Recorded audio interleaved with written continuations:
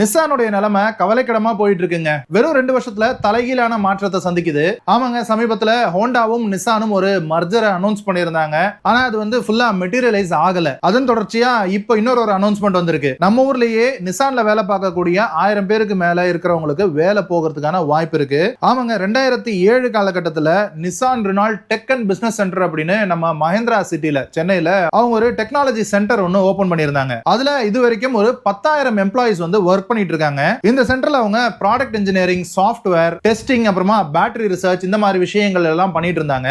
இந்த 10,000 எம்ப்ளாயில இருந்து 500ல இருந்து 1000 பேர் வேலை இழப்பு நடக்கும் அப்படின்னு சமீபத்தில் ஒரு அனௌன்ஸ்மெண்ட் வந்திருக்கு. ஏற்கனவே கொஞ்ச நாள் முன்னாடி பினான்ஸ், அக்கவுண்டிங், அப்புறம் சப்ளை செயின் இந்த 3 டிவிஷனையும் ஜென்பேக்ட் அப்படிங்கிற இன்னொரு கம்பெனிக்கு அவங்க வந்து அவுட் சோர்ஸ் பண்ணி கொடுத்துட்டாங்க. இதன் மூலமா அவங்க சொல்ல வர விஷயம், இன்ஜினியரிங்ல மட்டும்தான் எங்களுடைய ஃபோக்கஸ் இருக்கும்னு சொல்லாம சொல்றாங்க. சோ இந்த கம்பெனில இன்ஜினியரிங் டிபார்ட்மெண்ட்ல ஒர்க் பண்றவங்களுக்கு வேலை போற வாய்ப்பு ரொம்ப கம்மி.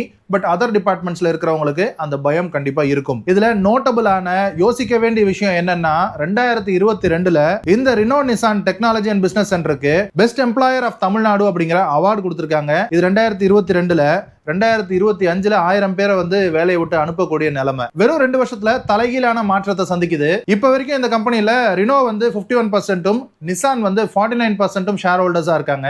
நிசான் ரொம்ப மும்முரமா அவங்க வந்து வேற ஏதாவது ஒரு ஃபைனான்ஸ் பார்ட்னர் கூட கொலாபரேஷன் பண்ணணும் அப்படின்னு ட்ரை பண்ணாங்க. ஹோண்டா கை கொடுக்கிற மாதிரி வந்தாங்க.